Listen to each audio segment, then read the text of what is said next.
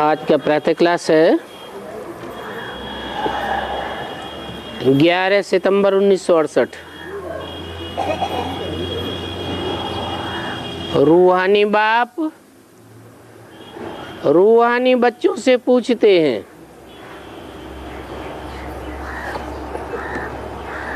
पहले ही वाक्य में रूहानी बाप और रूहानी बच्चे की याद क्यों दिलाते हैं?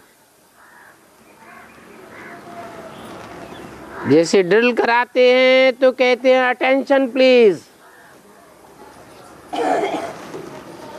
ऐसे ही बाप याद दिलाते हैं कि अगर देह की भान में बैठे हैं तो अटेंशन प्लीज, अपन को स्टार आत्मा समझो।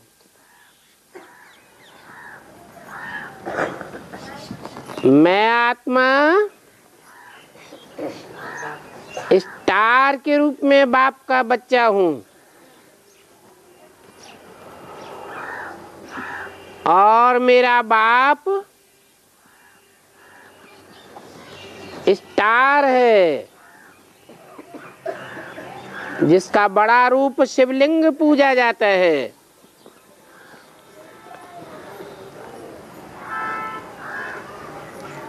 तो रूहानी बाप रूहानी बच्चों से पूछते हैं, सबसे तो नहीं पूछ सकते,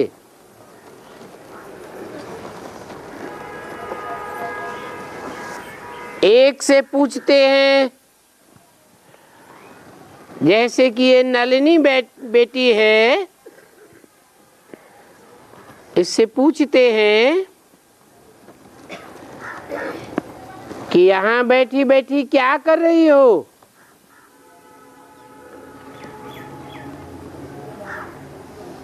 कहती याद में बैठी हूँ।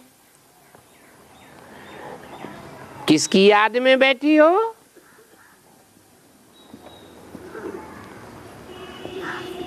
बोला बाप की याद में। अच्छा, सिर्फ बाप की याद में बैठी हो या और भी कुछ याद करती हो?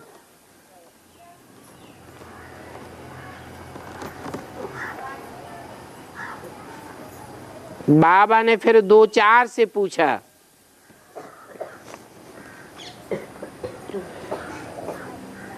बोला याद से विकर्म तो विनाश होंगे, और क्या याद करते हो? याद में बैठी हो ये तो ठीक है, क्योंकि बाप के घर जाना है। ये तो बुद्धि का काम है कि हम आत्माओं को अभी घर जाना है। ये बारूद के ढेर पर खड़ी हुई दुनिया खलास होने वाली है।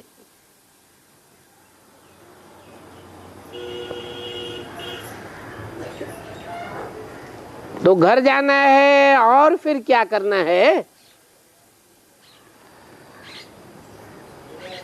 क्या फिर वहां घर में जाकर के बैठ जाना है?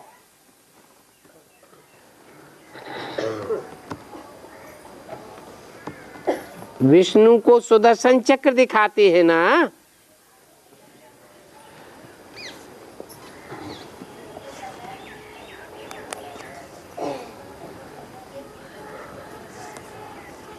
तो साबित होता है कि जितना जितना हम बीज रूप आत्मिक स्टेज में टिकेंगे,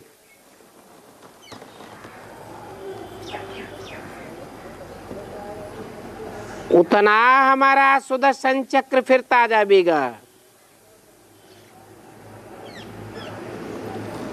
जैसे बीज विस्तार को पाकर के वृक्ष बन जाता है ना,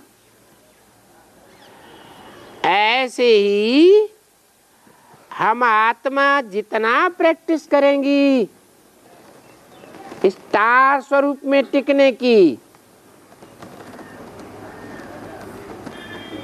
उतना स्वतः ही मनन चिंतन मंथन चलता जाएगा।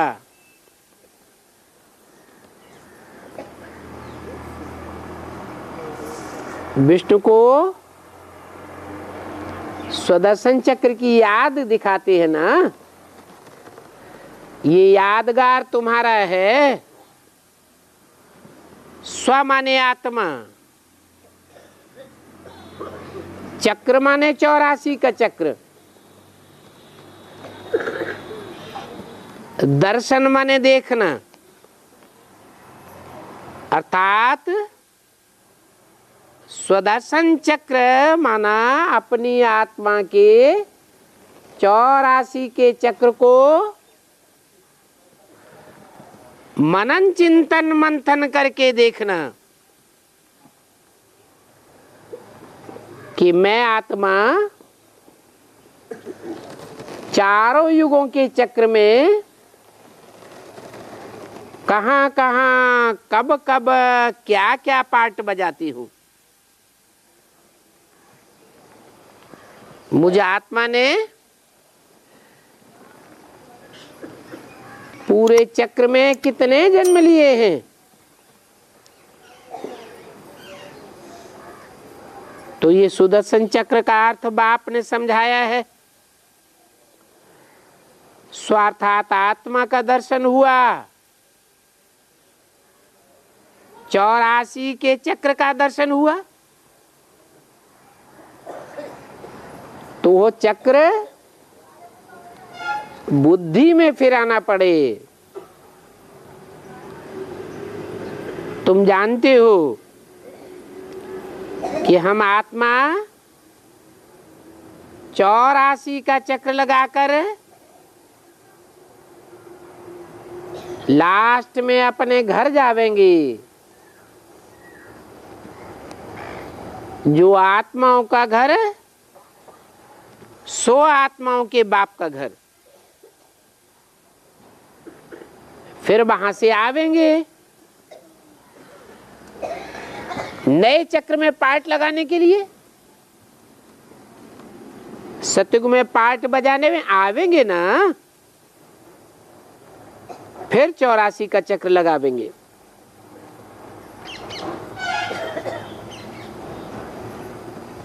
तो विष्णु को कोई 84 का चक्र होता नहीं है कि कोई उंगली में उनके चक्र लगा हुआ है। वो तो सतयुग का देवता है। सतयुग में मनन चिंतन मंथन करने की दरकार ही नहीं। ये 84 का चक्र तुमको घुमाना है।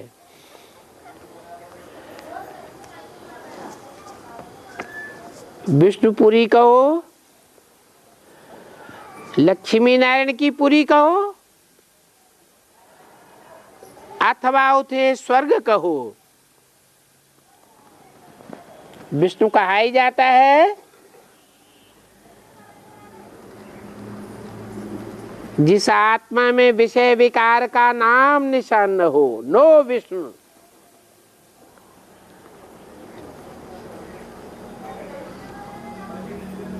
स्वर्ग भी कहा जाता है। ग माने गया, स्व माने स्व स्थिति, आत्मिक स्थिति। आत्मिक स्थिति में सदा के लिए चला जाए, रिंचक मात्र भी देहभान ना आवे, तो कहेंगे स्वर्गवासी हुआ।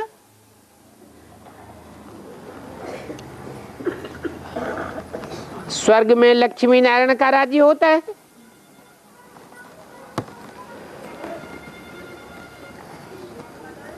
दुनिया में सभी की ग्लानि होती है,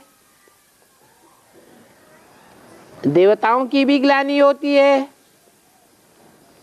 बड़े बड़े महात्माओं, पंडितों, आचार्यों, धर्म पिताओं की भी ग्लानि होती है, लेकिन सही स्थिति में टिकने वाले लक्ष्मी नारायण की कोई ग्लानि नहीं होती है।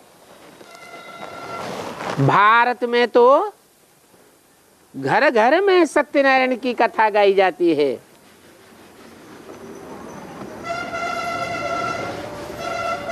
स्वर्ग में लक्ष्मी नारायण का राज्य था।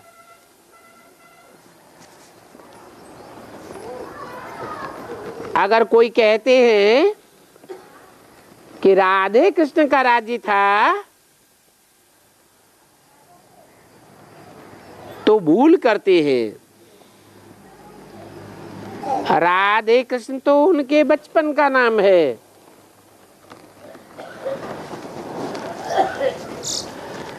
राधे कृष्ण का राज्य होता नहीं है।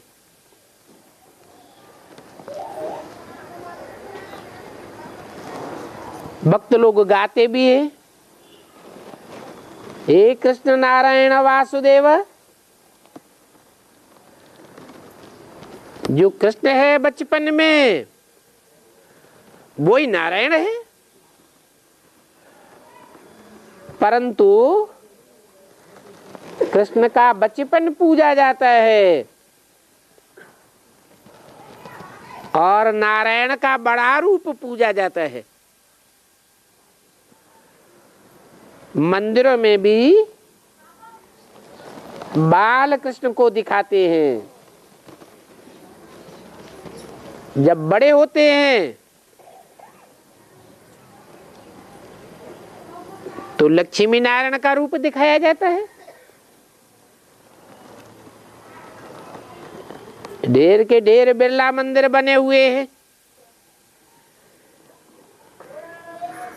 जिनमें लक्ष्मी नारायण की मूर्ति रखी है।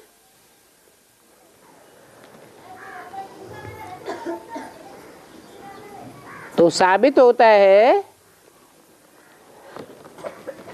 कि बचपन में राधा कृष्ण अलग अलग राजाई के थे।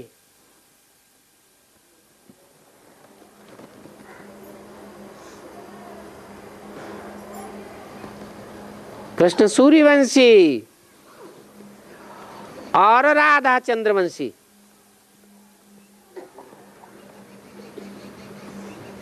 दोनों ही प्रिंस प्रिंसेस थे।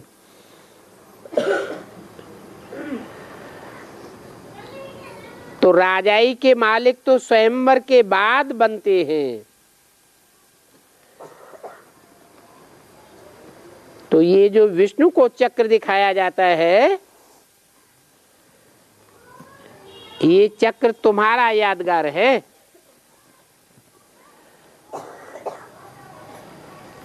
यहां जब बैठते हो तो सिर्फ शांति में नहीं बैठना है,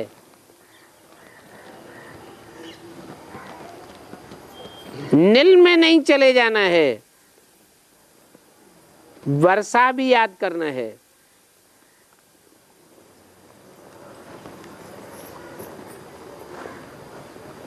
वर्षा है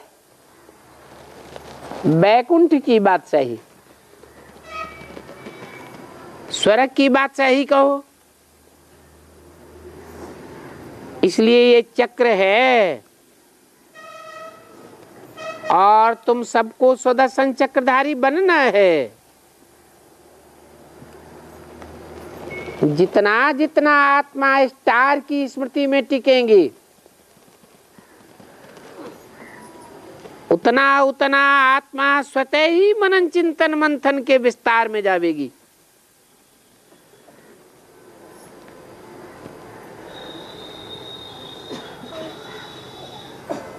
और फिर बाप कहते हैं तुम लाइट हाउस भी हो। जैसे सर्कस होता है,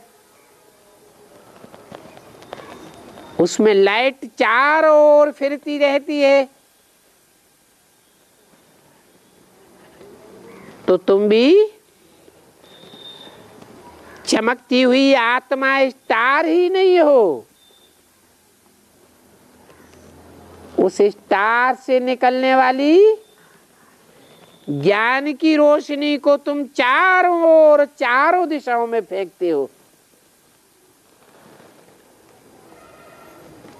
तुम बोलता चालता लाइट हाउस हो, चैतन्य लाइट हाउस। तुम्हारी एक आंख में है शांति धाम और दूसरी आंख में है सुख धाम।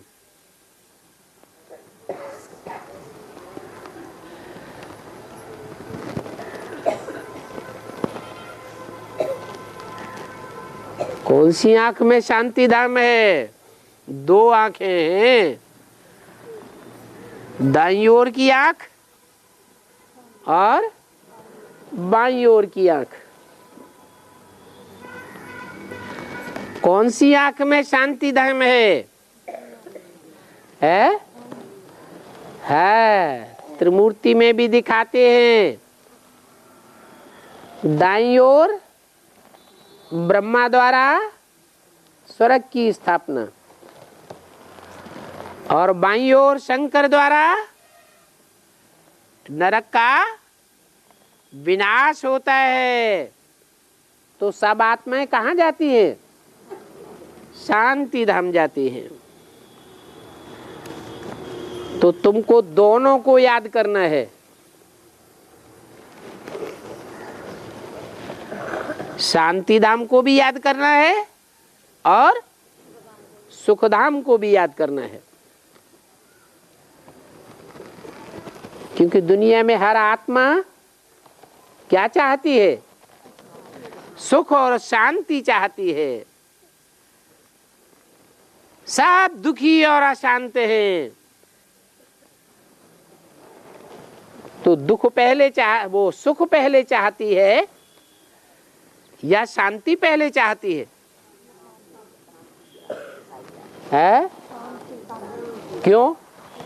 सुख तो अच्छी चीज है, सुख में तो हंसते बहलते हैं। शांति क्यों चाहती है? जैसे कोई 104 डिग्री बुखार चढ़ा हुआ हो, सारा बदन जल रहा है, जलन हो रही है, छटपटा रहा है। उसके सामने कोई रबड़ी मलाई रसगुल्ला ला के रख दे तो देखने की भी दिल होगी, खाना तो दूर रहा, देखने की भी दिल नहीं होगी। क्या चाहिए? बुखार उतर जाए, शरीर में शांति आ जाए। तो ऐसे ही ये सारी दुनिया विकारों की आग में जल रही है। हर मनुष्य मात्र विकारों की आग में जल रहा है। चारों ओर आग लगी हुई है। कामाग्नि, क्रोधाग्नि, लोभाग्नि, कितना त्राहि त्राहि कर रहे हैं। सब चाहते हैं हमको शांति मिले। तो जो मिसाल दिया बुखार का, बुखार उतर जाता है, मन बुद्धि और शरीर शांत हो जाता है।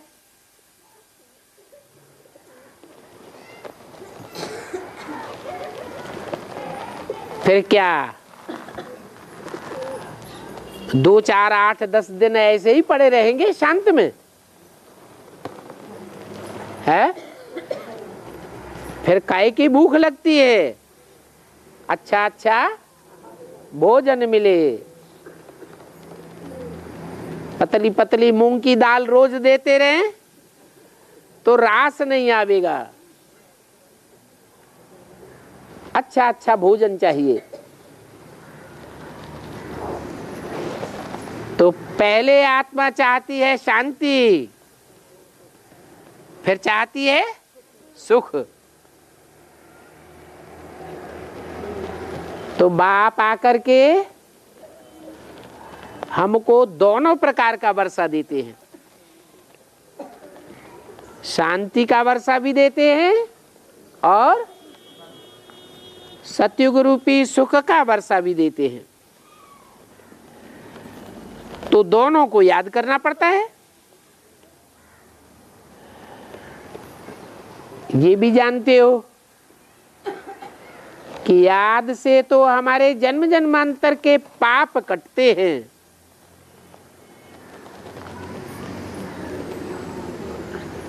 किसकी याद से है? बाबा जो साकार और निराकार का मेल है, उसको याद करने से हमारे जन्म जन्मांतर के पाप कट जाते हैं। क्योंकि एक बाबा ही है जिसे हम कहते हैं शिव बाबा, जो इस सृष्टि पर आता है तो सदैव निराकारी स्टेज में रहता है।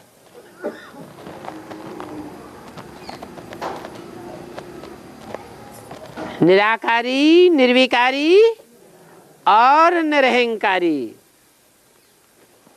तो पाप होने का सवाल ही नहीं। और पाप तो देह से किए जाते हैं कि सिर्फ आत्मा से होते हैं। पाप और पुण्य देह से होते हैं। तो बाप तो कभी देह धारण करता ही नहीं। वो देह धारण करे तो देहधारी हो जाए। बाकी हम सब बच्चे देह को धारण करते हैं। अपनी अपनी देह को भी पूर्व जन्मों के संस्कारों के अनुसार धारण करते हैं।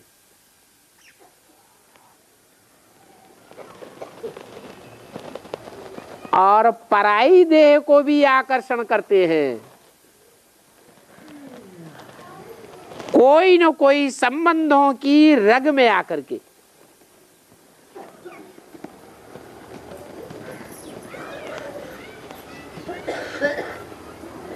विकारों से वशीभूत होकर के जब संबंध संसर्ग संपर्क में आते हैं तो दुख देने और लेने के निमित्त बन जाते हैं, देहभान के कारण। अभी बाप सिखाते हैं, बच्चे तुम तो रूह हो, तुम आत्मा हो, तुम देह नहीं हो। देह तो विनाशी है। आज ये देह दिखाई पड़ रही है और कल नहीं रहेगी, लेकिन तुम तो अविनाशी आत्मा हो। तो आत्मिक स्थिति में टिकने से और बाप को याद करने से तुम्हारी आत्मा के जो देह द्वारा किए हुए विकर्म हैं वो सब भस्म हो जाएंगे। याद की अग्नि है, ये तीव्र अग्नि चाहिए। जैसे सोना साधारण अग्नि में डाला जाता है तो खाद नहीं निकलती, जब तीखी अग्नि में डालते हैं तो सोने में से सारा कचरा बाहर चला जाता है। तो ऐसे ही तुम्हारी साधारण याद से पाप भस्म नहीं होंगे कि थोड़ा बाप को याद कर लिया, थोड़ा देह के संबंधियों को याद कर लिया। ऐसे व्यभिचारी याद करते रहेंगे तो तुम्हारे पाप भस्म होने वाले नहीं है। तीव्र याद चाहिए, एक शिव बाबा, दूसरा न कोई। तो फिर घर चले जाएंगे। आत्मिक स्थिति पक्की हुई और आत्मा उड़ेगी ऊपर।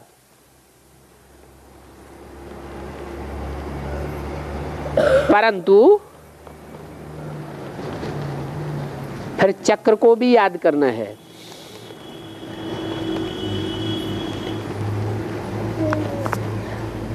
ये सारे 84 के चक्र का नॉलेज तुमको ही है,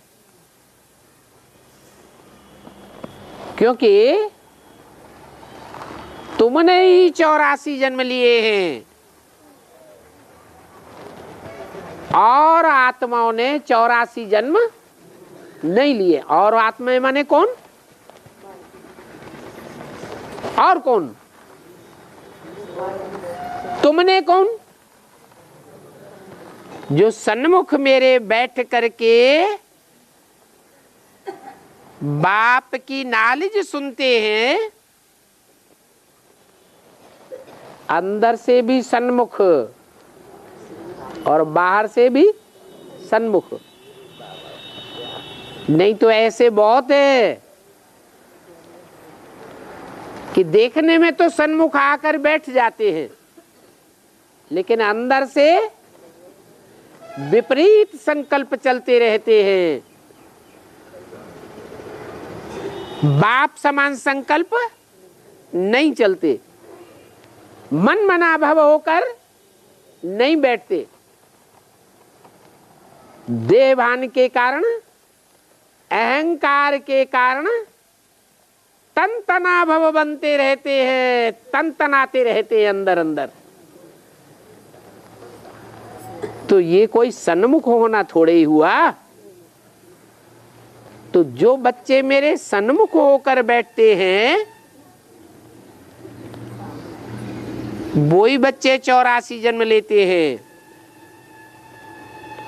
बाकी और धर्मों में कन्वर्ट हो जाएंगे।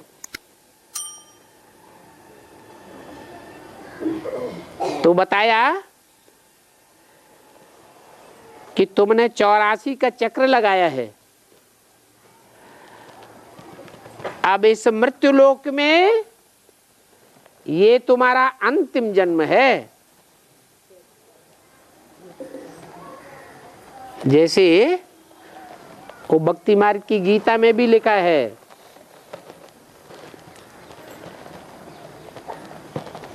मैं उस धाम का रहने वाला हूं जहां जाकर के आत्माएं फिर वापस इस मृत्यु लोक में नहीं आती। यद् गत्वा न निवर्तन्ते तद्धाम परमं मम।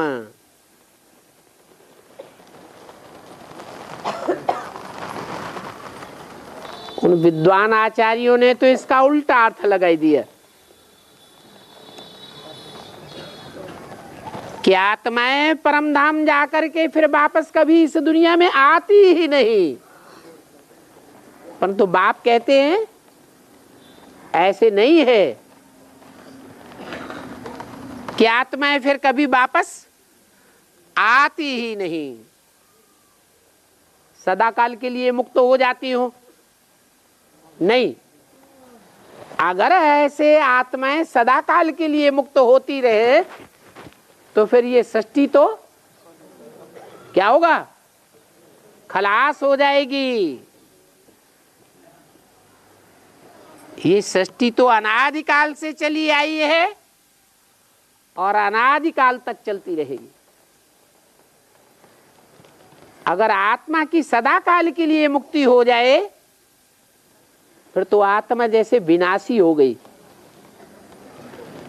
आत्मा का कोई अस्तित्व ही नहीं रहा। वास्तव में सदा काल के लिए आत्मा परम धाम में जाकर नहीं बैठ जाती, पुनः लौट करके आती तो है, परंतु इस पुराने तमो प्रधान मृत्युलोक में नहीं आती है। कहाँ आती है? नई सतयुगी दुनिया में आती है। ये सिर्फ तुम बच्चों की ही बात नहीं है जो 84 जन्म लेते हो, 84 का चक्र लगाते हो, उन विधर्मियों की भी बात है, दूसरे धर्म में कन्वर्ट होने वाली आत्माओं की भी यही बात है कि वो भी परमधाम जाती तो हैं, परंतु इस दुखदायी तमो प्रधान दुनिया में लौटकर नहीं आती है। पहला जन्म हर आत्मा का सुख में होगा, दुख में नहीं हो सकता। माना एक जन्म की जीवन मुक्ति कम से कम हर आत्मा को रूहानी बाप से जरूर मिलती है। बाकी नई दुनिया को कहा जाता है अमरलोक। जो नई दुनिया बाप ही आकर के स्थापन करते हैं, और धर्म वाले धर्म पिताएं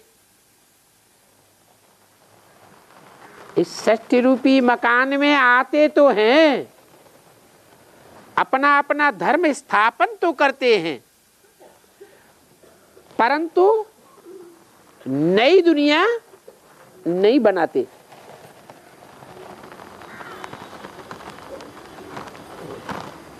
मृत्युलोक में आते हैं और जन्म मृत्यु की दर बढ़ती ही जाती है। ये तो एक बाप ही है आत्माओं का, सर्व आत्माओं का पिता है कि जब आते हैं तो नई दुनिया अमर लोक बनाकर जाते हैं।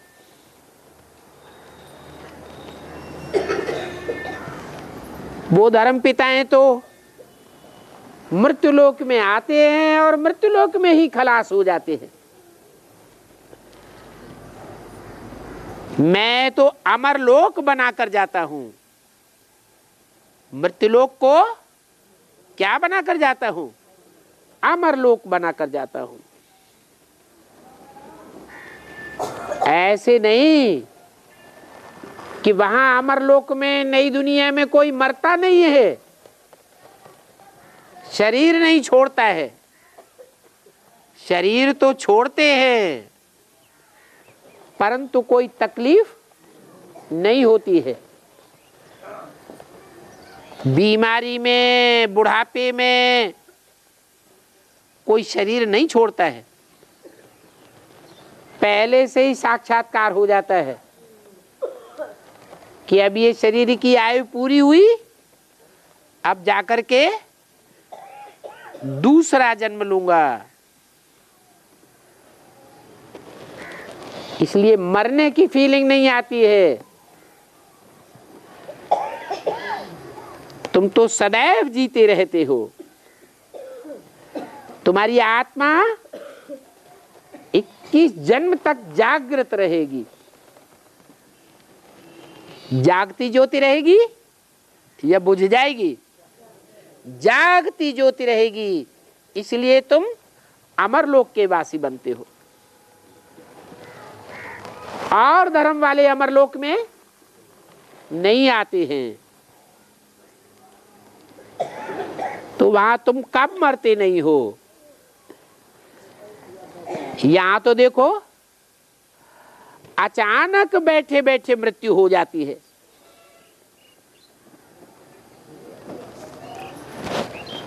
वहां नई दुनिया में अचानक मौत, एक्सीडेंट होता ही नहीं कभी। बीमारी से मौत तो नहीं होती, सहज मृत्यु होती है। यहां तो मृत्यु भी होती है तो कितनी कठिनाई से होती है। हलकोरे आते हैं, घावड़े आते हैं। कोई मरना चाहता है? कोई नहीं मरना चाहता।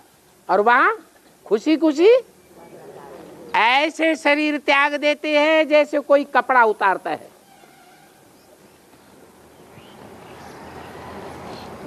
तो यहां देखो कितनी बीमारियां आदि होती हैं। वहां तो मरने का कोई डर नहीं,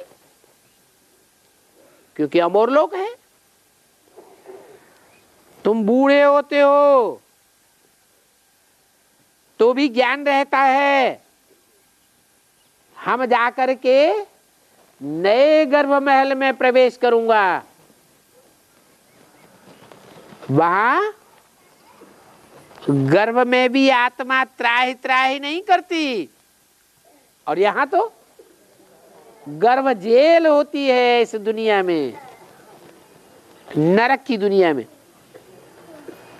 आत्मा गर्भ जेल में त्राहि त्राहि करती है। बाहर निकालो।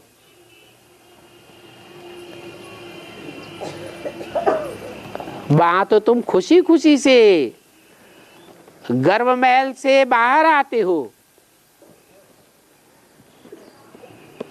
अभी देखो सब गर्भ जेल में जाते रहते हैं। वहां तो गर्भ महल होता है। क्यों? क्योंकि वहां कोई पाप तो करते ही नहीं है। क्यों नहीं पाप करते हैं? क्योंकि वहां देहभान होता ही नहीं। देहभान से विकार आते हैं, विकारी बनने से फिर पाप करते हैं। वहां देहभान ही नहीं तो कोई पाप भी नहीं होता। जो सजा भोगनी पड़े गर्भ जेल में, यहां तो बहुत पाप करते हैं, जिस कारण घड़ी घड़ी मृत्यु होती रहती है। कम आयु में ही मृत्यु हो जाती है। और फिर गर्भ जेल में जाते रहते हैं, सजाएं भोग करके बाहर निकलते हैं। रोते रोते जन्म होता है। माता को भी परेशानी और बच्चे को भी परेशानी। नई दुनिया में तो न माता को और न जन्म लेने वाले बच्चे को कोई दुख होगा। यहाँ तो इतने पाप करते हैं, घड़ी घड़ी गर्भ जेल में जाते रहते हैं और बाहर निकलते हैं, बड़े होते हैं, फिर पाप करने लग पड़ते हैं। ये है ही पापात्माओं की दुनिया। क्या? ये रावण राज्य है। किसका राज्य? रावयते लोकान, जो लोगों को रुलाता है, ऐसे रावण का राज्य है। कोई बात कह के रुला देंगे, कर्मेंद्रियों से कोई कर्म करके रुला देंगे।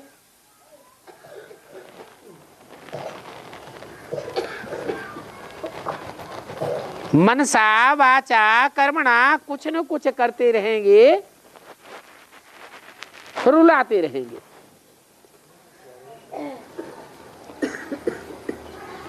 फिर गर्भ में भी सजा भोगते। और बाहर निकलते हैं तो भी जेल में जाते रहते हैं, डबल जेल हो जाती है।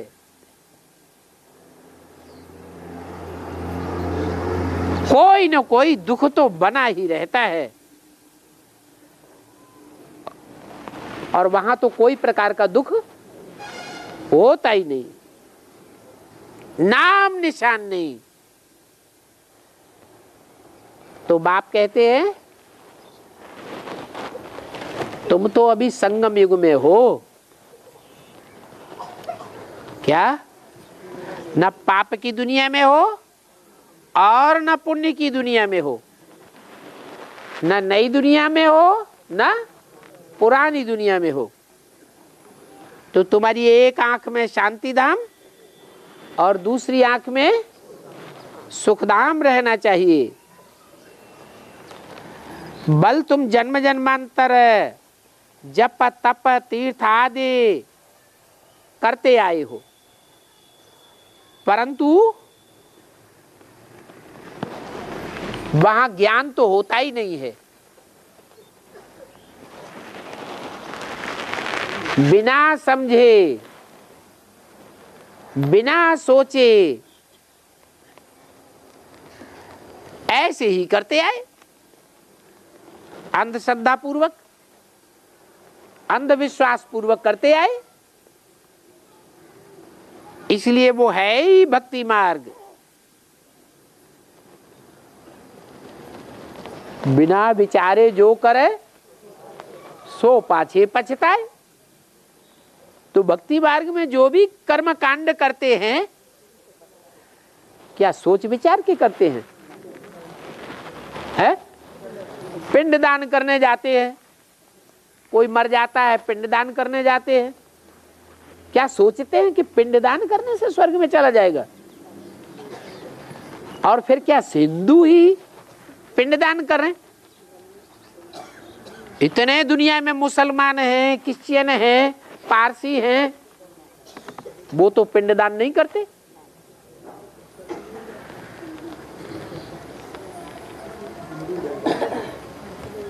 कितने कितने कर्मकांड करते हैं बिना सोचे समझे, बिना विचारे। मंदिरों में, टिकानों में, गिरजाघर में, गुरुद्वारे में माथा टेकते रहते हैं।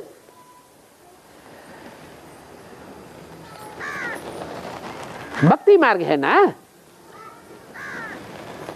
ये भक्ति किससे आती है? कौन सिखाता है भक्ति? है?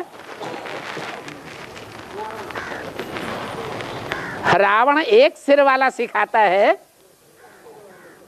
या अनेक सिर वाले रावण हैं? सिखाने वाले एक नहीं है, अनेक प्रकार के गुरु हैं। कोई क्या बताते, कोई क्या बताते, अनेक मार्ग हो जाते हैं।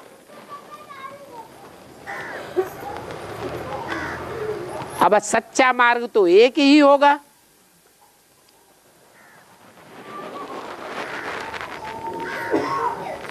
तो दुनिया में जो बताने वाले हैं वो सब सत्य है क्या? जो बताने वाले हैं वो कोई पाप कर्म कर नहीं करते क्या? सब पाप कर्म करते हैं। तो पापी दूसरों को पाप करना ही सिखावेंगे या पुण्य कर्म करना सिखावेंगे? पाप ही बढ़ाते रहते हैं। इस दुनिया में कहते हैं भक्ति मार्ग में कि हम सत्संग करने जाते हैं, लेकिन सत्य है कौन? कोई छाती ठोक के कहेगा कि हम जो भी वाचा बोलते हैं, जो भी वाचा बोली है, जो भी वाचा बोलेंगे वो सत्य ही बोलते हैं, कहेगा? कोई ऐसा है जो कहे कि कर्मेंद्रियों से जो भी हम कर्म करते हैं वो हमारा किया हुआ कर्म सत्य है, कोई को दुख देने वाला नहीं है। कहेगा कोई? कोई नहीं कह सकता। तो इस दुनिया में कोई सत्य नहीं है, ये है ही झूठ की दुनिया।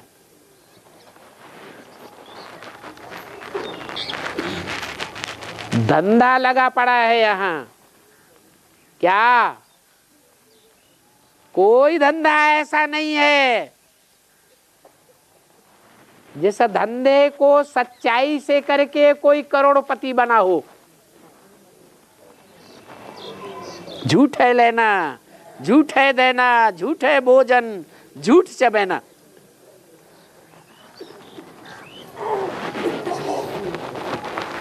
सारे ही तो झूठ है, सारे ही व्यभिचारी है। कोई की इंद्रियों में सत्य नहीं है। तो फिर सत्य कहां से आवे? झूठ की दुनिया में झूठ ही झूठ।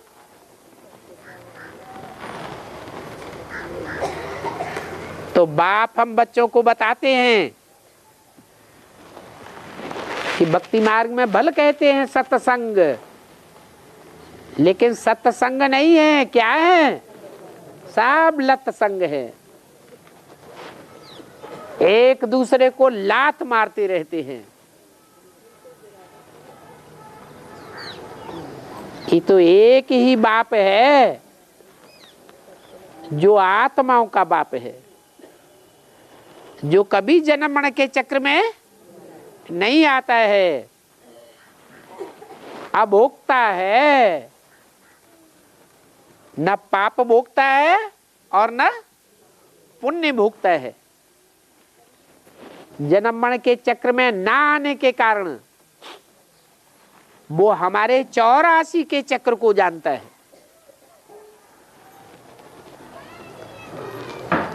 और कोई नहीं जानता। सब अपने पूर्व जन्मों की बात को भूल जाते हैं। कोई को याद रहता है? अच्छा, याद भी रहे तो 1, 2, 4 जन्मों को बतावेंगे। पूरे 84 के चक्र को तो कोई बता न सके। तो वो एक ही सत्य है जो हमको आकर के सच्चखंड का रास्ता बताते हैं और झूठ खंड से निकालते हैं। बताते हैं कि इस भक्ति मार्ग से तुमको कोई मुक्ति नहीं मिलती। भक्ति मार्ग से तुम इस दुनिया से छुटकारा नहीं पाते हो।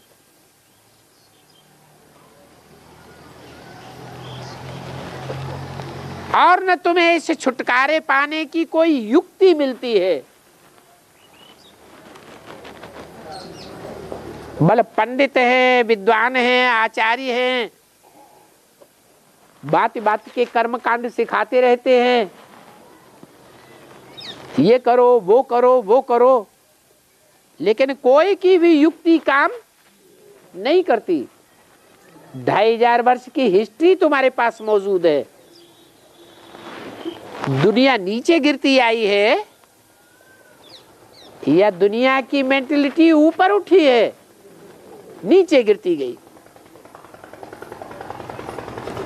अभी बाप तुमको ऐसी युक्ति बताते हैं कि तुम तमो प्रधान से सतो प्रधान बन सकते हो।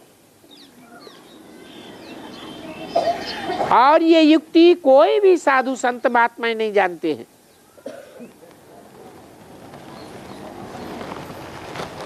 सुना है कृष्ण भगवान वाच क्या कहते हैं? देह सहित देह के सभी धर्म छोड़ माम एकम याद करो। अरे कृष्ण को देह नहीं थी क्या? है? नहीं थी। देह थी, तो जिसको खुद ही देह है, विदेही तो नहीं है, खुद ही देह धारण करता है, देह में बुद्धि धरी हुई है, निराकारी निर्विकारी निरहंकारी नहीं है, वो सदा शिव होगा। शिव माने कल्याणकारी, वो सदैव कल्याणकारी हो सकता है? नहीं हो सकता। फिर दिखाते भी हैं। कृष्ण भगवान ने कौरवों का कल्याण किया, किसका किया? पांडवों का कल्याण किया और कौरवों का विनाश हो गया। तो सबका भगवान सबका कल्याणकारी है, या कोई का कल्याणकारी कोई का कल्याणकारी? सबका कल्याणकारी है।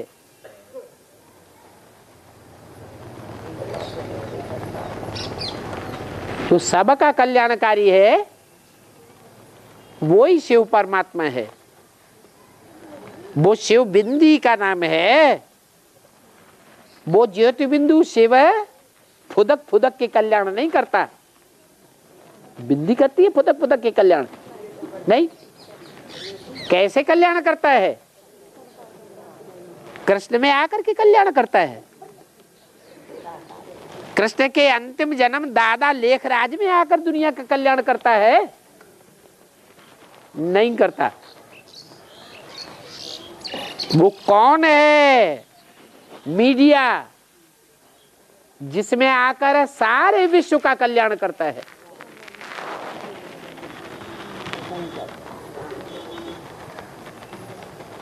वो मीडिया है जिसका नाम शिव के साथ जोड़ा जाता है। 33 करोड़ देवताओं में से एक देवता भी ऐसा नहीं है जिसका नाम शिव के साथ जोड़ा जाए।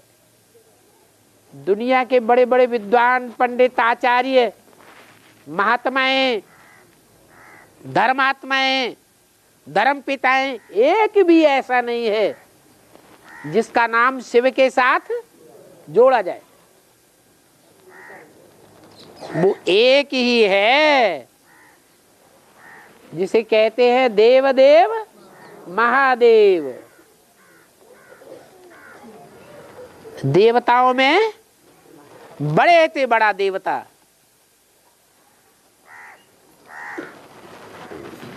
बल बनाने वाला तो शिव ही है। क्या देवता बनाने वाला कौन है? मनुष्य को देवता बनाने वाला शिव ही है। परंतु बनते तो अपने अपने पुरुषार्थ से है ना, कि वो सबके ऊपर छूमन तरकाली कर देता है? नहीं। भगवान बाप आकर के जो पढ़ाई पढ़ाते हैं, उस पढ़ाई को जो जास्ती पढ़ता है, मनन चिंतन मंथन करता है, प्रैक्टिस करता है, दूसरों की सेवा भी करता है, स्वयं धारण करता है और कराता है, वो प्राप्ति भी ज्यादा करता है। इसलिए उसको देव देव महादेव कहा जाता है।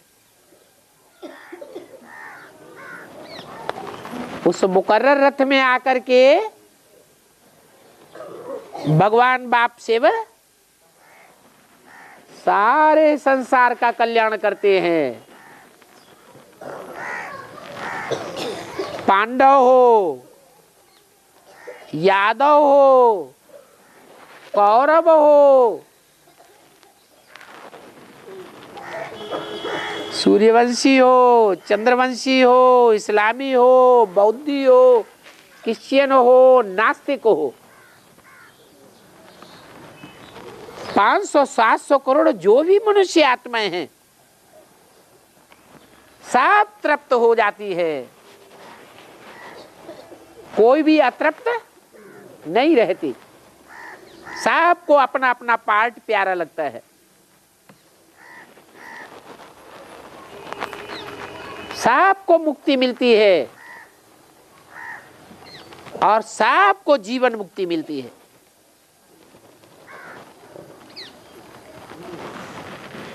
तो उसको कहेंगे भगवान।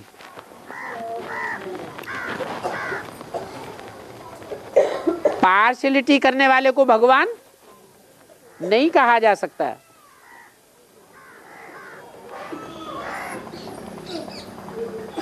है तो ये गीता के अक्षर कि देह के सब धर्म छोड़ माम एकम याद करो। तो जो कहने वाला है मुझे एक को याद करो, वो स्वयं देहधारी होगा। उसकी देह में बुद्धि धरी होनी चाहिए, देहधारी होगा या निराकारी निर्विकारी निरहंकारी होगा, है स्वयं होना चाहिए उसको वैसा, तब दूसरों को बना सकेगा।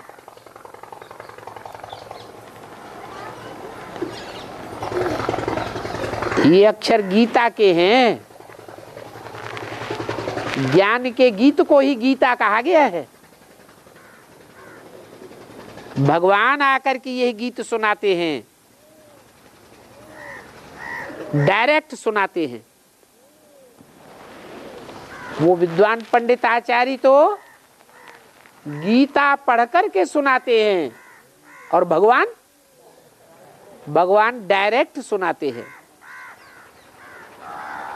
ऐसे नहीं कहते हैं कि तुम ऐसे चौकड़ी मार करके बैठो, आसन लगाओ, प्राणायाम करो, सांस चढ़ाओ, ऐसे कहते हैं नहीं। कहते हैं मैं तुम्हें सहज राजयोग सिखाने आया हूं, कोई तकलीफ नहीं देता हूं।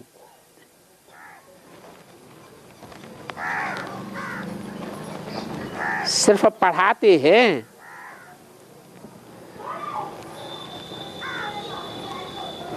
भगवान ऐसे ज्ञान सुना करके गया था जब वो पतितों को पावन बनाने आया था। बाकी भक्ति मार्ग में ये भूल हो गई है कि गीता में परम पिता परमात्मा शिव के बदली कृष्ण का नाम देहधारी का डाल दिया है। अब कृष्ण की आत्मा तो अंतिम जन्म में भी देह के बंधन से मुक्त हो पाती है क्या? है? देह के बंधन से मुक्त हुई नहीं, और ही सूक्ष्म शरीर का बंधन बंध गया। तो सूक्ष्म का बंधन ज्यादा तीखा होता है या स्थूल शरीर का बंधन ज्यादा तीखा होता है? सूक्ष्म में और ही ज्यादा ताकत होती है।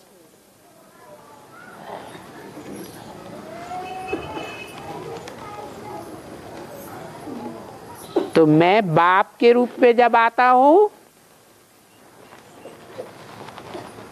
तो कृष्ण का रथ नहीं लेता,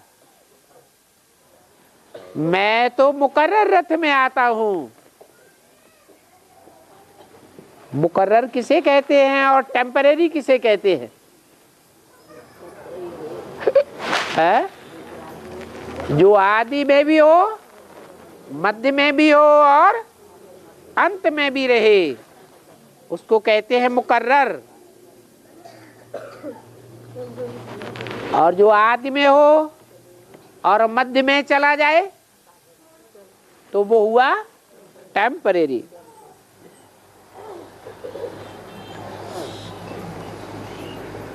तो देखो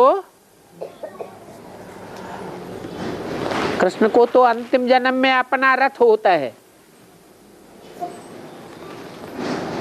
और मेरे को तो अपना रथ नहीं होता है।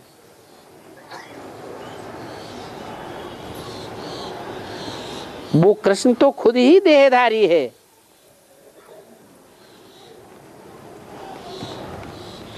देह में बुद्धि धरी हुई है तो देह का एक अंग है हार्ट। हार्ट फेल होता है। मैं जो योग सिखलाता हूं उसमें कब कोई का हार्ट फेल नहीं हो सकता। दुनिया लौटपोट हो जाए लेकिन हार्ट फेल नहीं हो सकता। तुम बच्चे आगे चल करके देखेंगे कि जो बड़े बड़े मल्टी मिलियनायर हैं, बड़ी बड़ी जिनकी मिलें हैं, मल्टी स्टोरी बिल्डिंग्स बनाए बैठे हैं, बड़े बड़े अरबपति खरबपति हैं, ढेर के ढेर विमान हैं। जब विनाश होगा तो कैसे हार्ट फेल होकर के मरते हैं। उनकी सारी प्लानिंग धरी रह जाएगी और अचानक मर पड़ेंगे।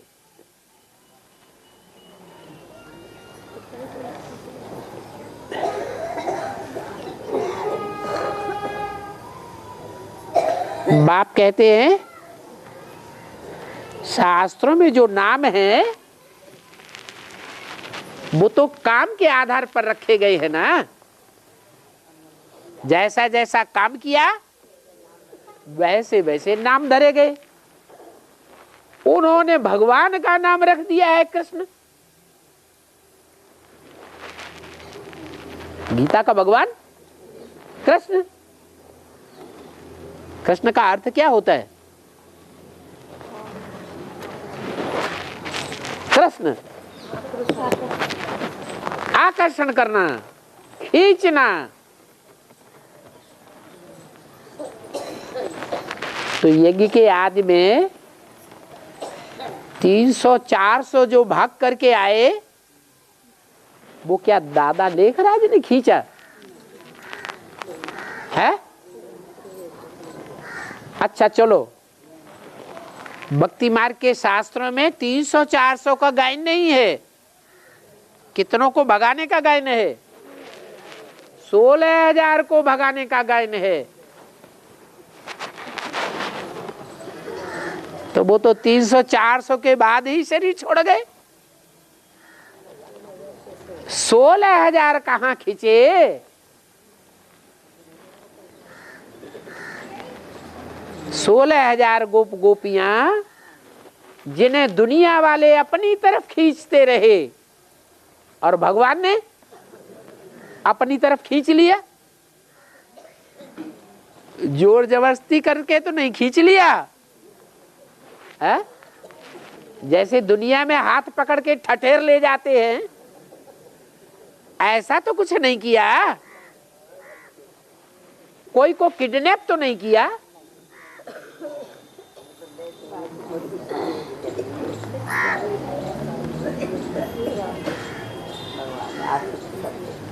तो ये भगवान के लिए गायन है। इसलिए मुरली में बोला है कि यज्ञ के आदि में भी जो 300-400 भागे वो कृष्ण की या दादा लेखराज ब्रह्मा की कहानी नहीं है, वो है प्रजापिता ब्रह्मा की कहानी।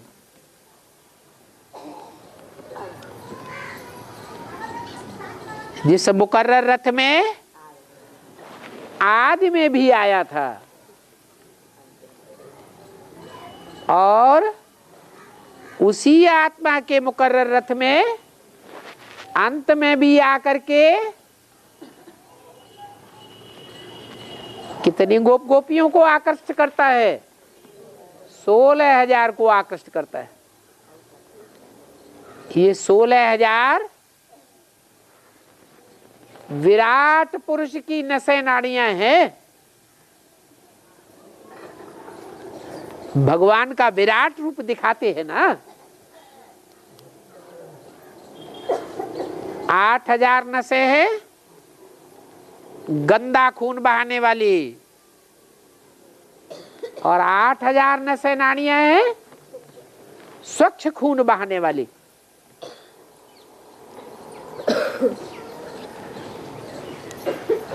दोनों प्रकार की नसें नाड़ियां जो संकल्पों का खून बहाने वाली है, वो कौन से केंद्र बिंदु में इकट्ठी होती है? शरीर में कोई अंग है जहां 16,000 नसों नाड़ियों का केंद्र बिंदु है? नाभि।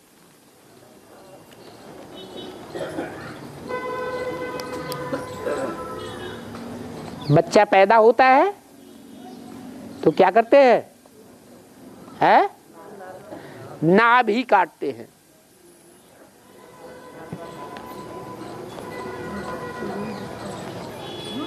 जो 16,000 नसें नाड़ियों का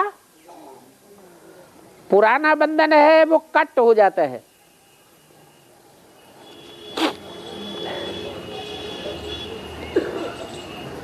तो वो तो जड़ नसें नाड़ियां हैं जिनमें स्थूल खून बहता है।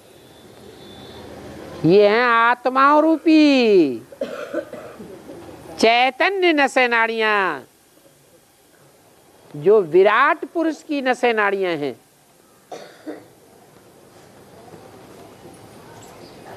तो जिसकी हैं वो ही आकृष्ट करेगा, ये कोई दूसरा आकृष्ट करेगा? है जिसकी है वो ही आकृष्ट कर सकता है।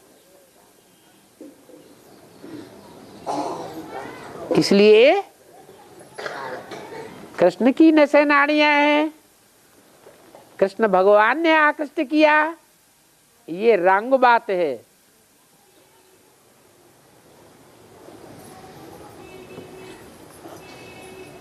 विष्णु के चित्र में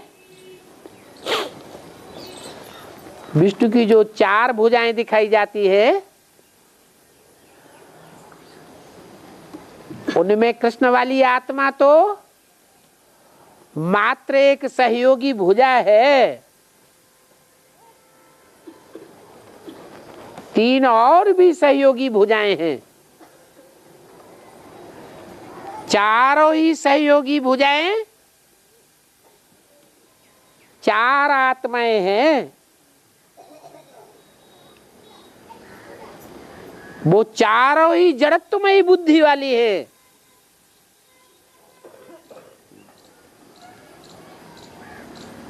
उनको चलाने का काम, उनको खींचने का काम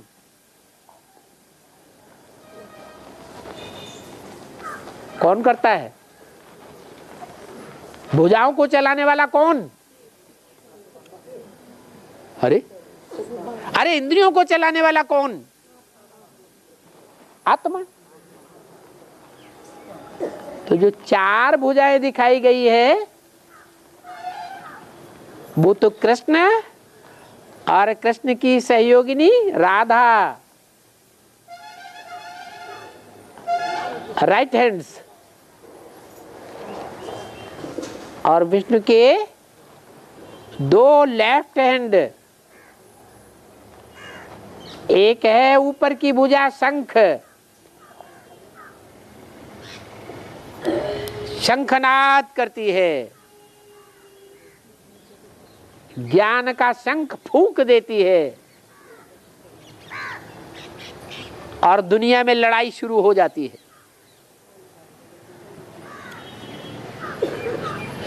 दूसरी लेफ्ट हैंड की नीचे की भुजा है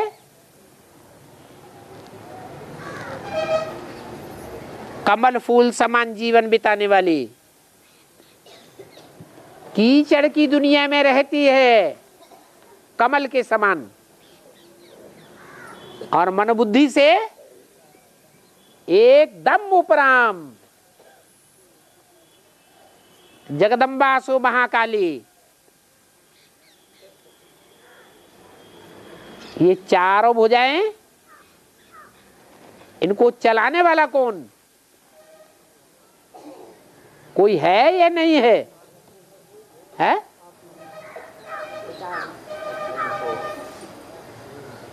विष्णु जो पार्टधारी कहा जाता है वो कोई शिव नहीं है। शिव विष्णु बनता है क्या? नहीं, शिव तो विष्णु स्वरूप बनाने वाला है। तो विष्णु में जो चार भुजाओं रूपी आत्माएं हैं उनको चलाने वाला कौन हुआ?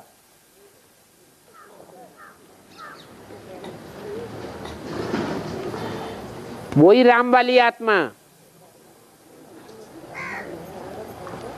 जो शंकर के तीसरे नेत्र के रूप में बुद्धि की यादगार है।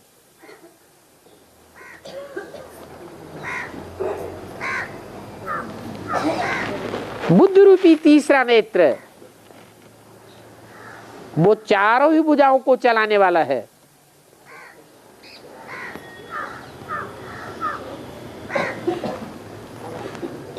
जिसमें प्रवेश करके शिव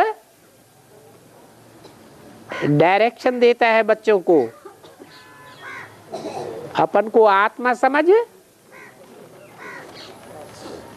मुझ बाप को याद करो, माम एकम याद करो, कोई दूजम याद न करो। ओम शांति।